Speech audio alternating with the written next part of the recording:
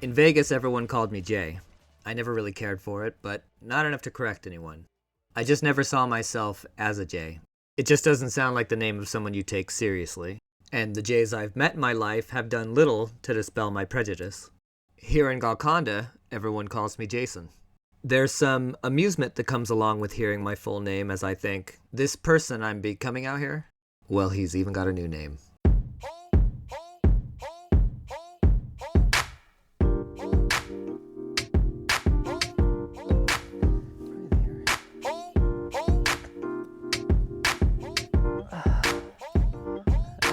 Alright, so this is day 7 of our Entryway project here. We've got the rocks all laid in. Well, we've got half the rocks laid in. What I've kind of found out here is if you're walking up to the property, you get a good visual on the rocks and you can see the entryway as you come in and it looks real nice. But if you're in a car, you don't really notice the rocks or your eyes don't really become aware of the rocks until you're kind of right up on them. So I think I'm gonna go out 25 more feet on either direction. So that's 50 feet total on either side with the retaining rocks. Just to really sell that visual as you're coming in, and this is a manicured entryway and not just dirt. Anyway, I'll be doing that. I'll probably film it, but I don't know how much of it I'm gonna show. You know, I don't know how interesting it is just to watch me lay rocks in a time lapse. Maybe if I dub over it or show some different angles, I don't know. We'll see. Today, though, what we're doing is somebody in the comments gave me a good idea to. They mentioned doing a gabion along the front, but I think I want to do some gabion posts and then drop a 4x4, a salvaged 4x4 that we have in the middle of the gabion. And hi, good boy. Hi. Oh my goodness. I know it. She stays inside, but not you, huh? Not you. You gotta make sure everybody's safe. You got a job to do, huh? Yeah, I know. Even in the dead of winter, you were shedding. It's crazy. It's crazy how much fur you have. You know that? It's too much. I know. Okay, can you let me do what I was down here doing, huh? Oh, wow. That's a lot of hair. That's a lot of hair that you just got me with. Nice job. That's impressive. That's impressive. That's like a Pokemon attack. Jesus. Anyway, so I'm going to be doing these gabion posts. I don't want to go too high on them, you know, and I think it's going to be important for me to try to keep the structure. I think I'm going to go square, and I think I'm going to try to adhere to that 4-point corners all the way up. There's a lot of gabion columns kind of around the area. They're a pretty common practice. When you're doing fencing on bigger properties like this and you're using those green stakes, those green metal stakes, usually what I've seen that they do is every 5 or 10 stakes, there's a gabion built up around it, and they fill that up with rocks, and that post kind of reinforces the ones in between it. So those act as kind of, what do they call those? Keystone posts. That's not what they call them. That's what I'm calling them. They're reinforcement posts, but they are all over this area, but they're all ugly. It's easy to fill up some wire with rocks. It's not so easy to fill that wire up with rocks and make it look good. And that's kind of what I'm going to do here. We did it on the fire pit, so I don't have any worries about getting it done and making it look good, but it takes extra time. You gotta in order to get them to look good, you have to lay the rocks in there with purpose rather than just dumping them in by the shovel load. So it'll take a little bit of extra time, but it's worth it. Anyway, I'm gonna do these gabions. I'm gonna do them as good looking as I can. You know, when we did the fire pit, somebody who's been doing gabions for a long time chimed in the comments and let me know that if you do a bottom to them, it reinforces the structure. And there was a few little tips like that, little pro tips that we definitely want to use. So as I'm putting them together, I'm going to be implementing those tips. This is the second time doing gabions, and hopefully I'll just keep getting better at it. It's a great opportunity to create some kind of structure by using materials we have on the property that will look good as well. All right, let's get to it. Pieces on the floor. I see pieces on the floor. Parts of me shattered on the floor.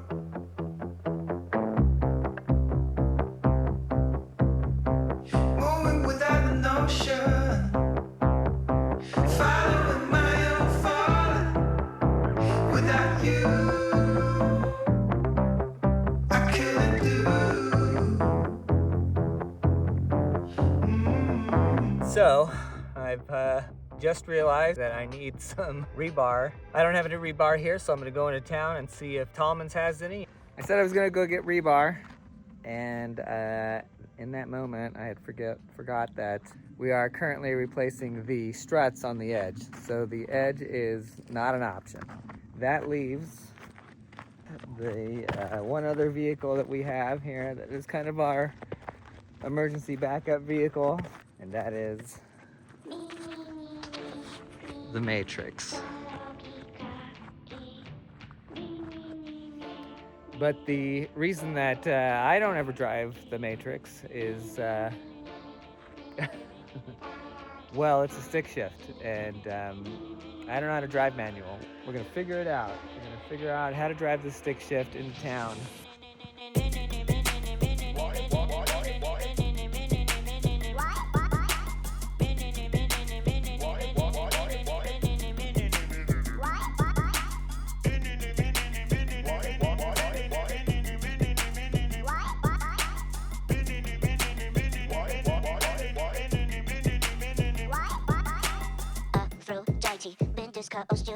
Hera, Hermes, Icarus, Narcissus, Medusa, Ephesus, Ashalala, Susus, Minerva, Incubus, I love it when you couscous. Aphrodite, Bendisca, Dionysus, Hera, Hermes, Icarus, Narcissus, Medusa, Ephesus, Ashalala, Susus, Minerva, Incubus, I love it when you couscous.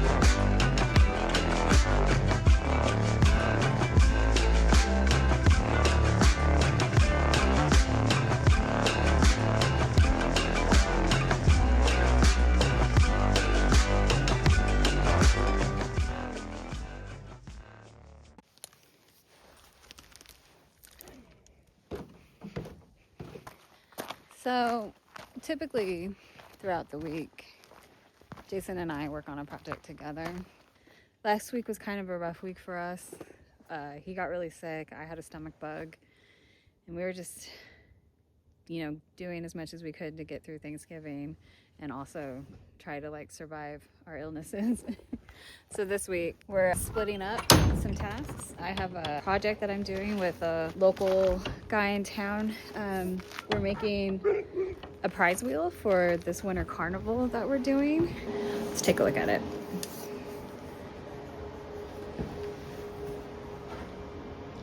So yeah, I'm going to be painting it, and we're gonna get some prizes and have a good time at the winter carnival. Let's get started.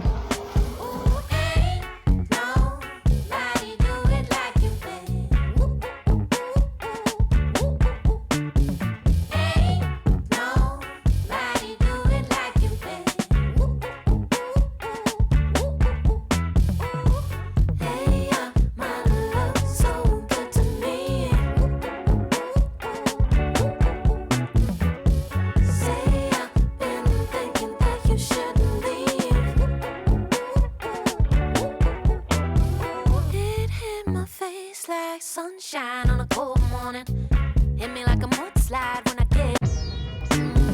It hit my face like pillow fight, girl I feel sporty. Got me on the backside 'cause I've been naughty. Truth the most and I can't believe it when you take my hand and you go and leave it like. Put my heart down one and it won't let go 'cause it make more sense just to let you know that it's.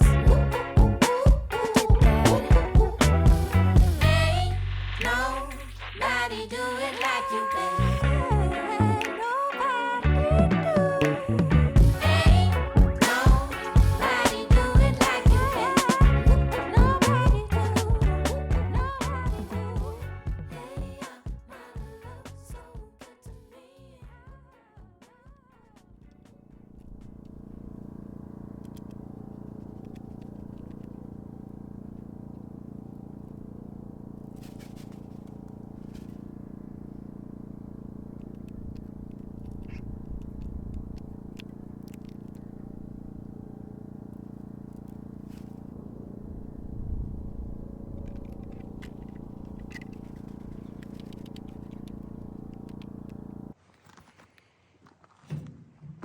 Okay, so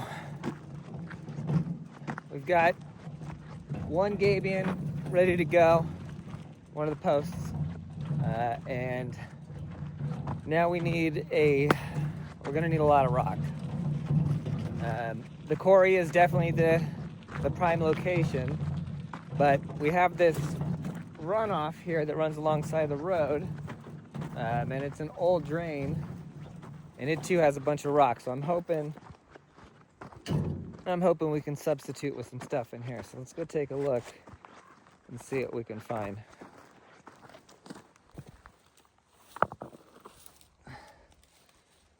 Yeah, that ain't bad. So, nice flat edge. It's kind of what we want. It's not the prettiest rock. These are kind of what the majority of. This is actually the purple granite that's under our mountain here. But that's what we want. We want something with a flat surface. This is a little on the small side. Ideally, I want bigger, but we're gonna take what we can get.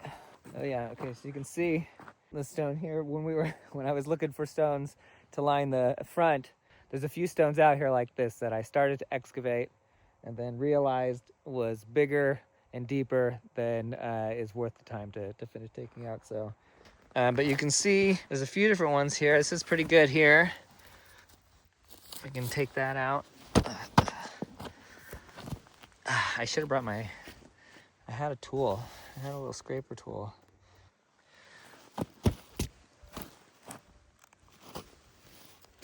Oh yeah, oh yeah. That's the size. Okay, I got it. You can see here in the trench, there are some good ones down here. Okay, so this is a good location. I wish I had like a wearable camera or something so I could carry these rocks and film at the same. I mean, I'm doing that now, but I'm only carrying one rock right now. I'd like to be carrying 2 or 3. Okay, all right. We're just gonna set this up as a time lapse, and no, it's gonna be easier that way. I mean, I could take you with me, but it's gonna be a real pain in the butt. Set it down, pick up the rocks, pick you back up. All right, I'm gonna take you with me for right now. We'll see how that goes.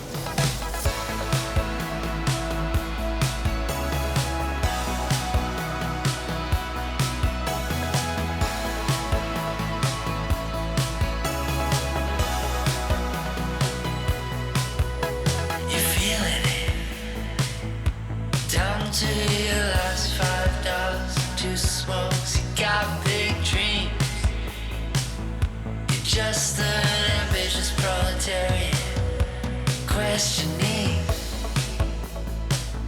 what it all means now that you found out that it doesn't mean anything to be right when the world is wrong.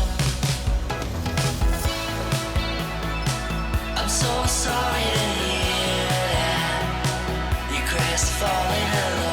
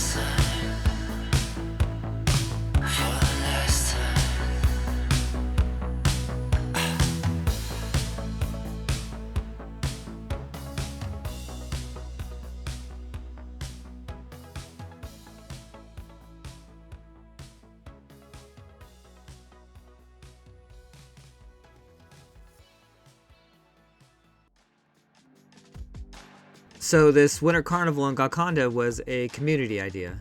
My buddy Jeremiah built 7 games for the carnival.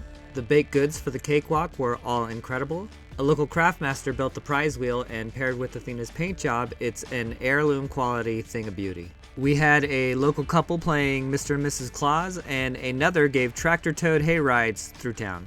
To say that there is hidden talent in this town is an understatement. You know, there's this thing I've learned about fire. You can soak an area and move on, only to turn back and see it reignite. Golconda is like that. When we first got here, I figured it was mostly a ghost town, but I've seen its heart, burning hot and bright. And each person dedicating their time to the benefit of others, they're the spark.